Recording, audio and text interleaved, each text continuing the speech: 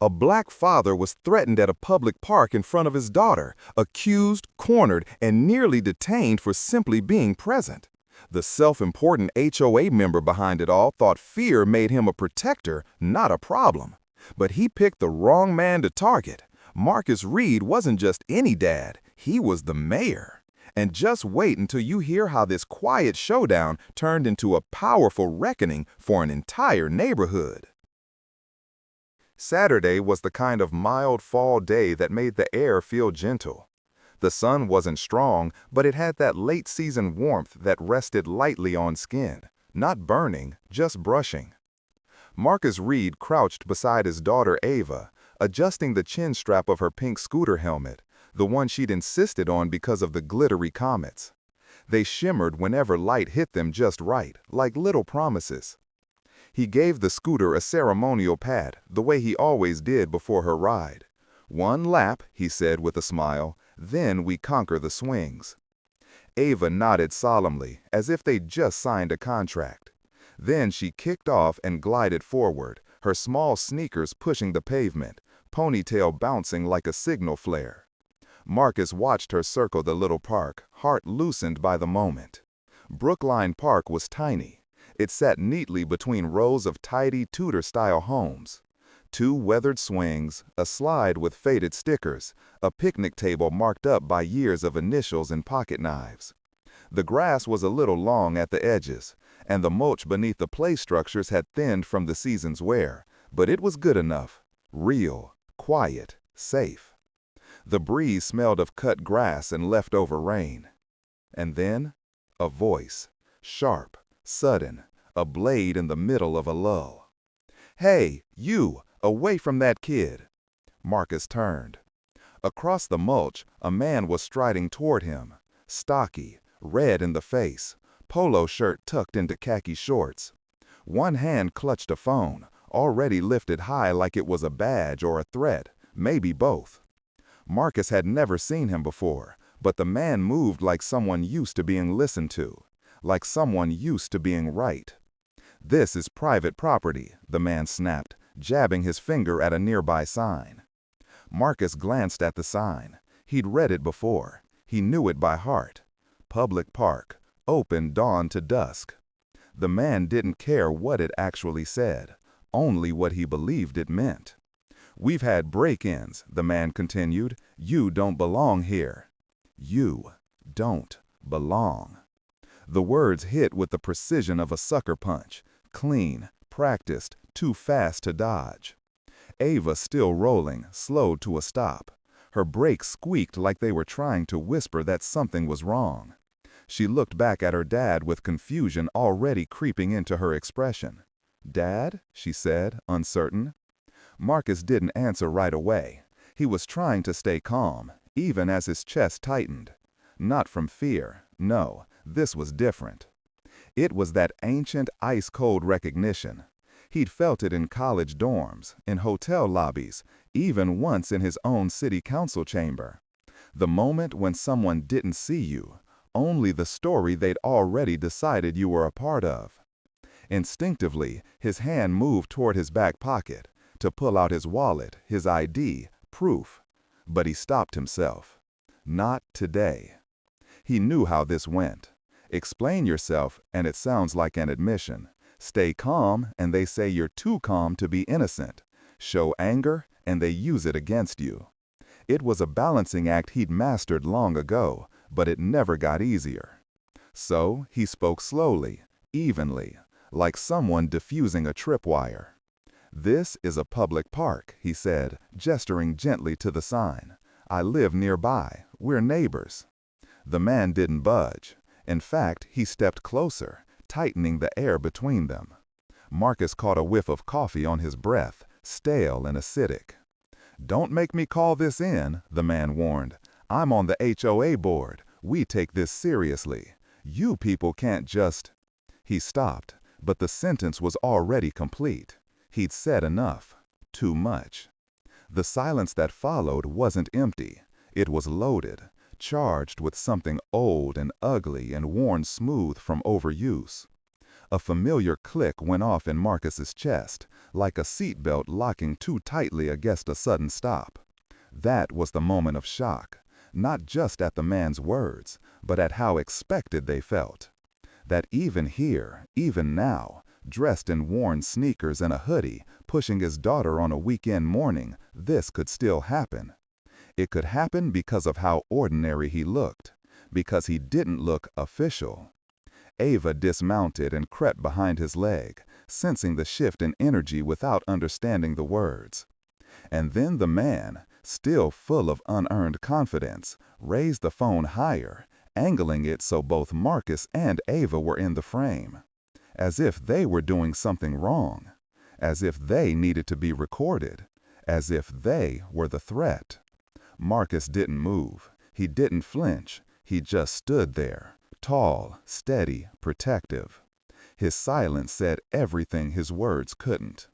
And yet, in that stillness, something burned low and quiet, shock. Not because of what was happening, but because it could still happen to him. Even after 2 years of leading this city, even after ribbon cuttings, press interviews, late-night council votes, and community healing initiatives, none of that mattered in this moment. Not to the man with the phone.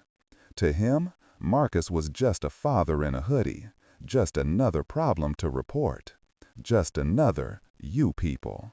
And all around them, the park watched, swing still, trees whispering nothing, and clouds rolling in slow and heavy, as if they too were waiting to see what would happen next.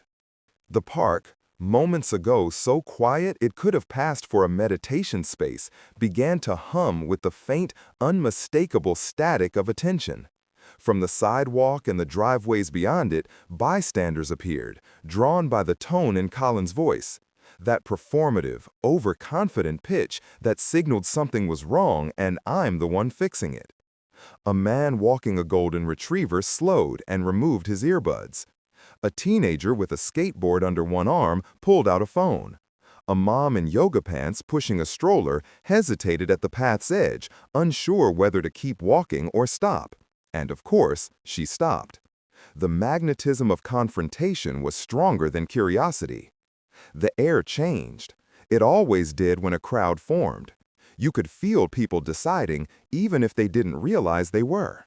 The space between Marcus and Colin, the real space, not the physical few feet of mulch and shadows, filled with assumptions, narratives, silent votes being cast by glances and body language. And Colin saw his moment. With an audience around him, he grew larger. Not in height, but in presence, in voice, in ego.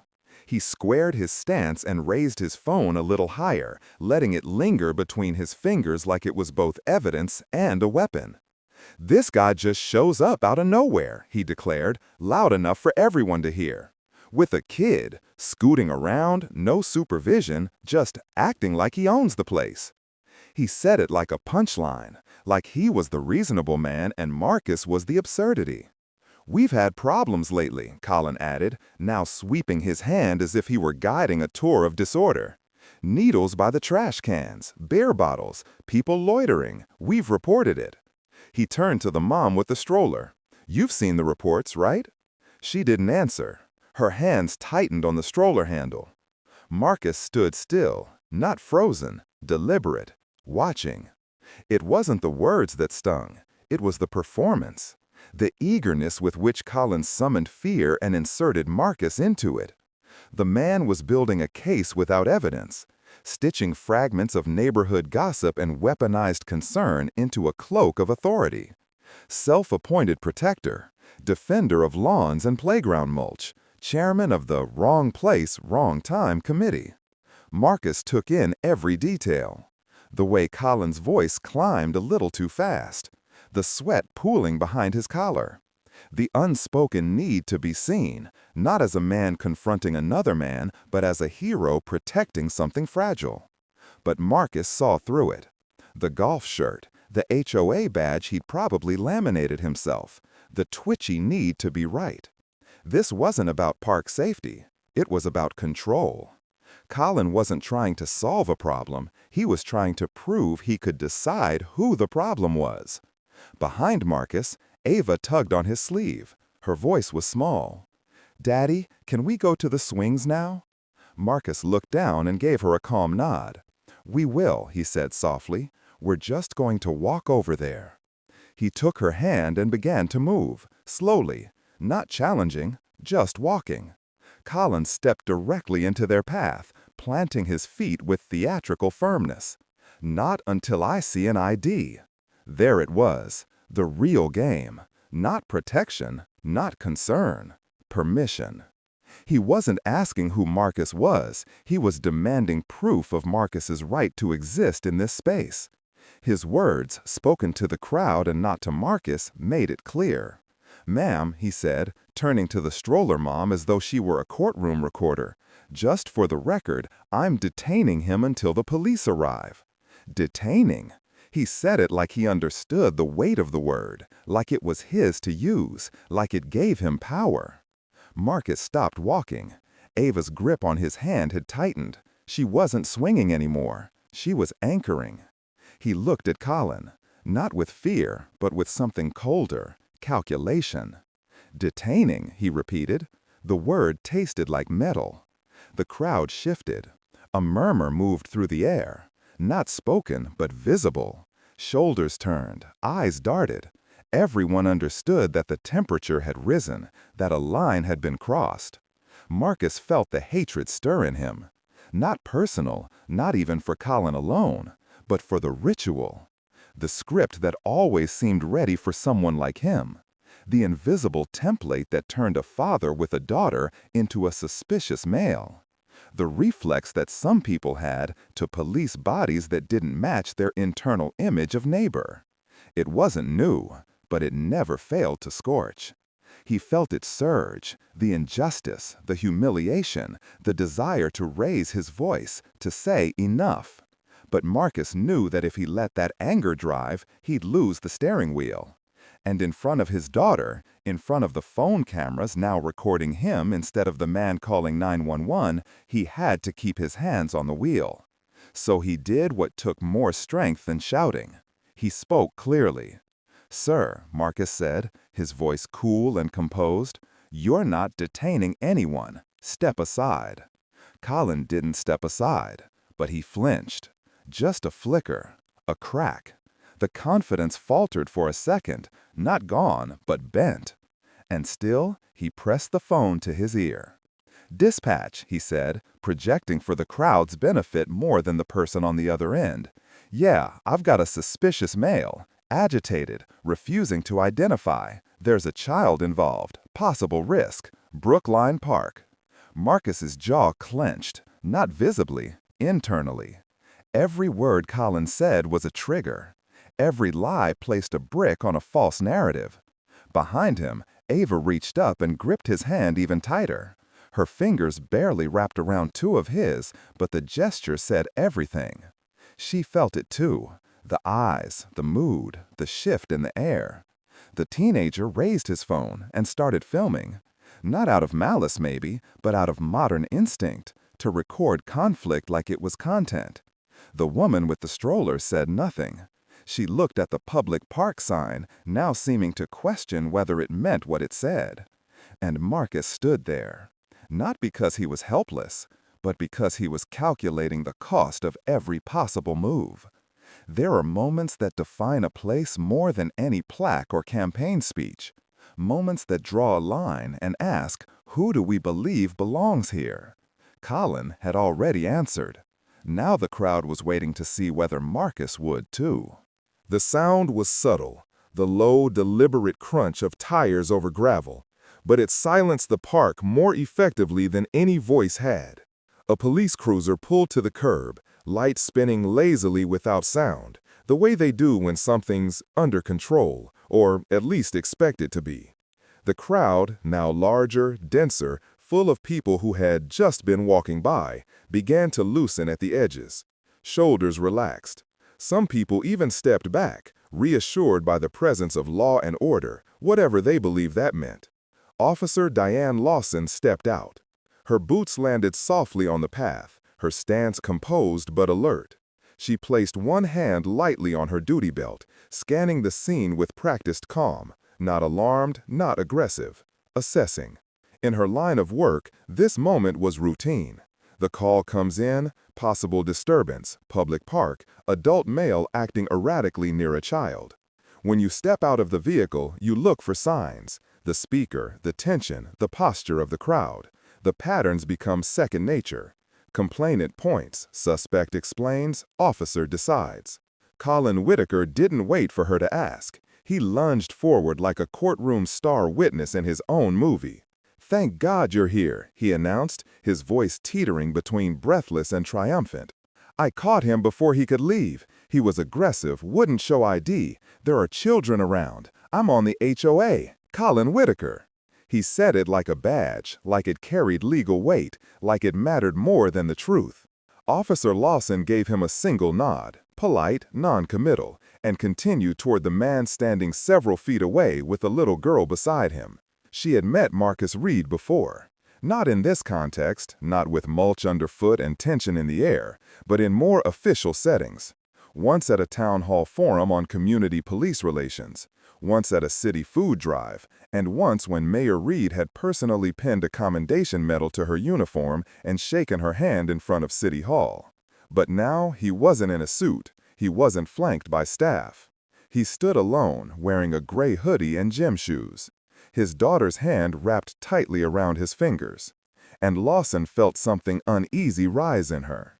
A flicker of doubt, not about Marcus, but about herself. Because for the briefest moment, she almost didn't recognize him. And that moment, that hesitation, mattered. Her training buzzed in the back of her mind. Approach calm, separate parties, ask neutral questions, avoid assumptions.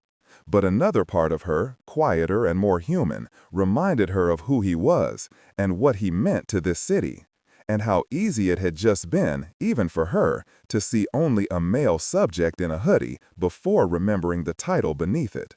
So when she spoke, her voice carried the flat, almost clinical neutrality that officers are taught to use in delicate situations. "Sir," she said carefully, "can I speak with you for a moment?" Marcus met her eyes. He had remained still during Colin's accusations. He hadn't moved an inch when the cruiser pulled up. He hadn't raised his voice or drawn attention to himself, because he knew how this story could end if he did. It was always a performance, one you had to act perfectly to survive. But now, with Lawson looking directly at him, and the phone cameras rolling from the crowd, and his daughter watching, and his dignity barely tethered, he weighed the moment. He could keep letting it play out, could de-escalate for the sake of peace, for the optics, for Ava. But something inside had shifted. Before Marcus could speak, a new voice rang out, cracked slightly with age but filled with certainty. "Mayor Reed?" Everyone turned. An older man stood near the gate, holding the leash of a shaggy labradoodle. His jacket, the kind neighborhood regulars wear on cold mornings, still had a faded Reed for North Ridge button pinned to the breast pocket. The man stepped forward, a bit out of breath. "That's you, isn't it?" he said, looking directly at Marcus.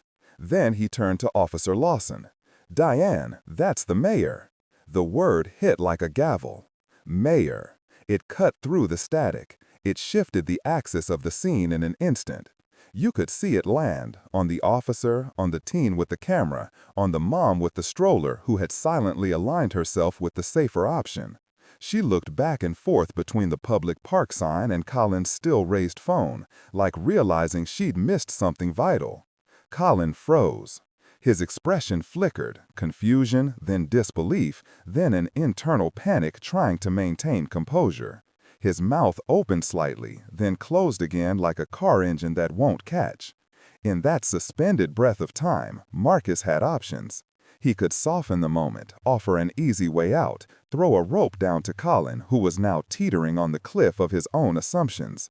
He could say it wasn't a big deal, let it all be brushed aside with a smile and a handshake. But he didn't. Because that slow-burning anger, the one he had been pressing down for the past 10 minutes, had finally unclipped.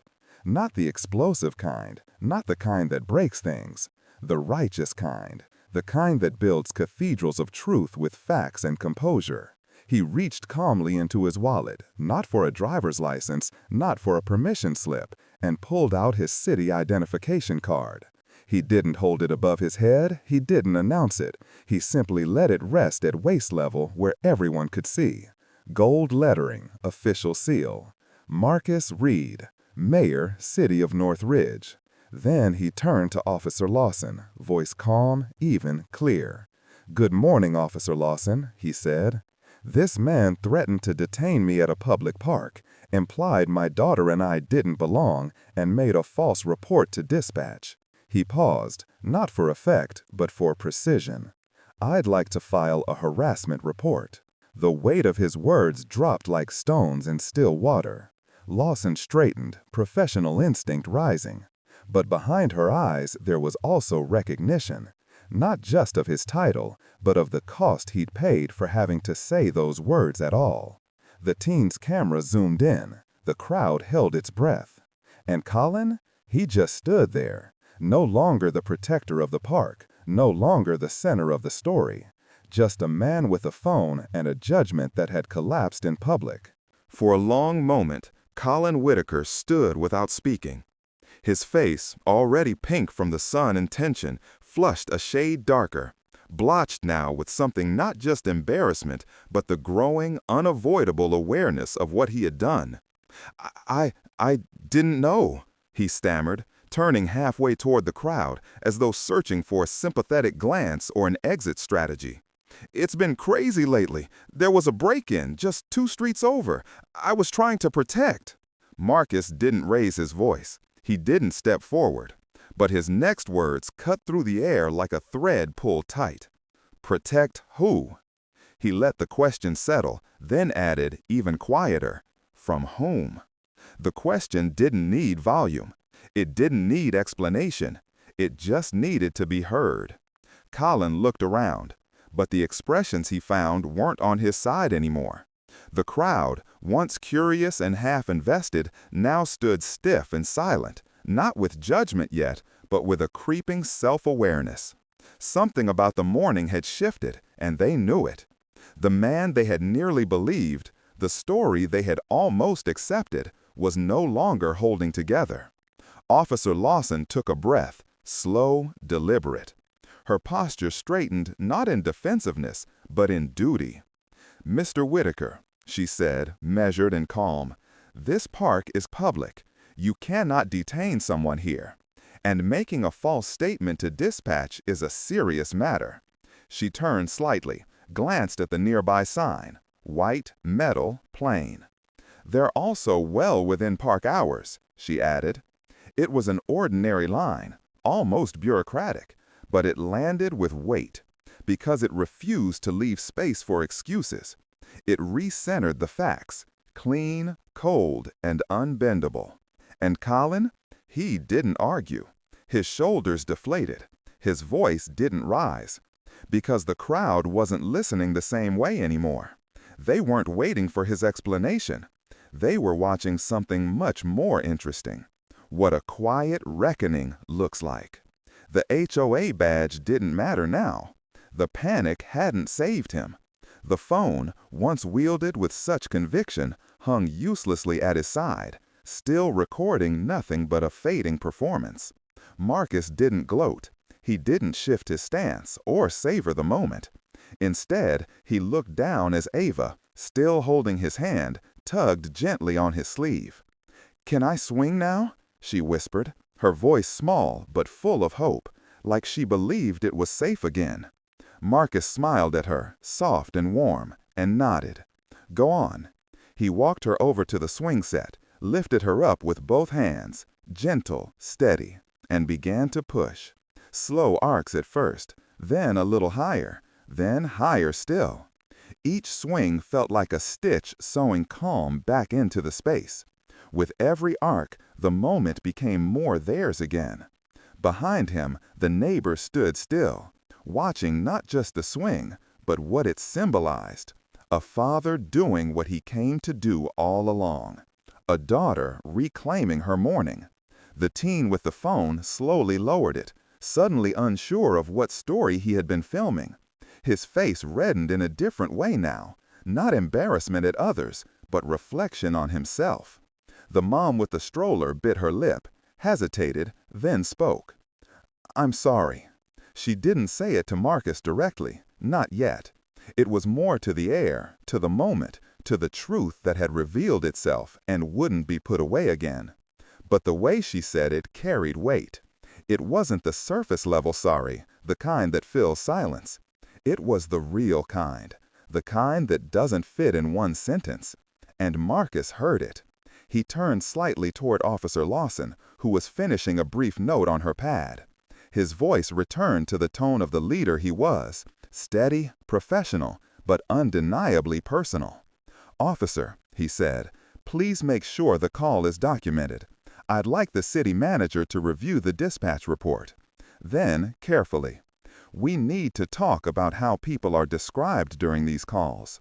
Words like suspicious or agitated, they don't just describe behavior. They shape outcomes. And they carry weight, especially when used against people like me." Lawson's eyes met his, and for a moment, the badge on her chest felt heavier. She nodded once. "Understood," she said. Her voice wasn't defensive. It was grateful. Grateful to be told a hard truth by someone who hadn't given up on telling it. Colin was still standing near the sidewalk, his phone now stuffed awkwardly into his pocket, arms crossed, like he was trying to hold himself in place. I didn't know. Mayor Reed."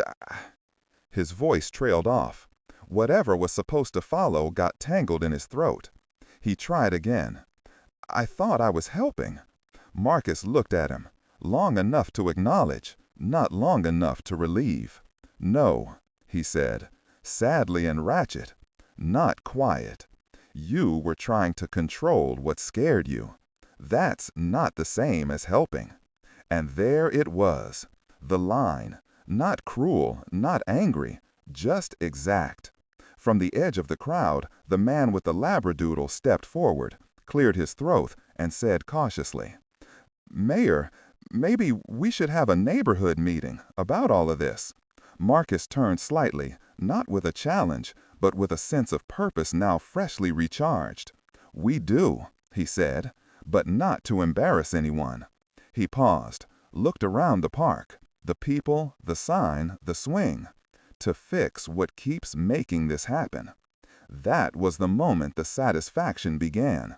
Not because someone had been punished, not because the crowd had flipped sides, but because the truth had been named, and no one had the courage to deny it. Not today.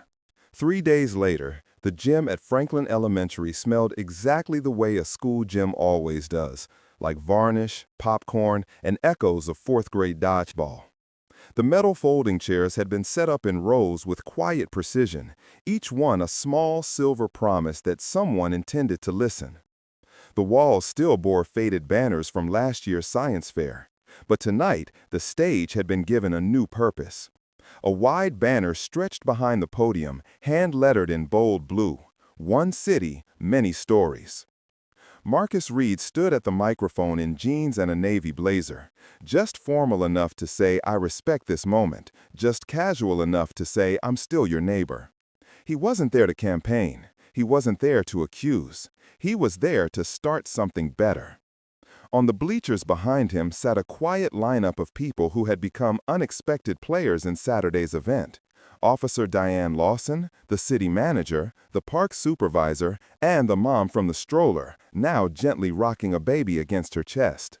They weren't symbols, they were people. And that, Marcus had learned, was where healing starts. He didn't open with facts. He didn't open with what went wrong. He opened with his why. "I live here," he said, his voice steady and warm, "because I want Ava to grow up believing that a neighborhood is a place that holds you up, not pushes you out." He paused, let the quiet settle. He knew from experience that people listen harder when they feel your heart. "I ran for mayor," he continued, "because I'm stubborn enough to believe cities can learn. I still believe that. But Saturday showed me where we're still falling short." He didn't say Colin's name, Not once. He didn't need to. Because this wasn't a story about one man's mistake. It was about a system, a pattern, and the subtle, familiar ways fear dresses itself up as protection. Marcus chose to expose the roots, not just the fruit. He spoke calmly, even as the weight of the moment pressed gently against every word. We saw what happens when vague fear overrides clear facts. When HOA emails amplify suspicion. When 911 calls focus on assumptions instead of behavior. When signage is unclear. When upkeep is neglected. That's not just miscommunication. It's a recipe for escalation. The room was silent, not tense, just listening. And then something rare happened, something real. People responded. The park supervisor stood first and made an announcement no one expected. Starting next weekend, we're organizing a weekly cleanup crew for all our neighborhood parks. We're also repainting all public signage in larger, clearer lettering. We want it to be unmistakable. You belong here. Next, the city manager stood.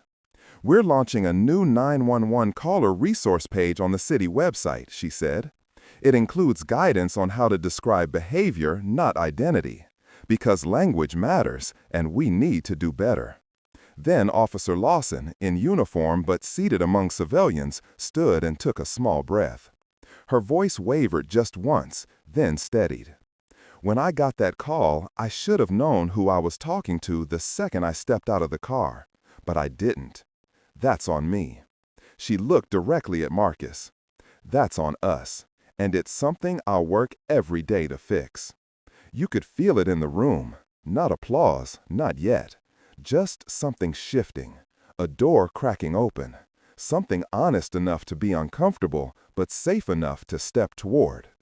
And then, finally, a rustle from the back of the gym. Colin Whitaker stood. He wasn't a center anymore. No longer inflated by a crowd or empowered by a false sense of urgency. He looked, in fact, like someone who had finally parked in front of a mirror he couldn't avoid. His voice was smaller than before, but it was his. No phone, no stage voice.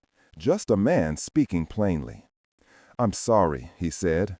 He looked at Marcus, then at Ava, sitting in the front row, legs swinging freely over the edge of a chair too tall for her. Then at the others.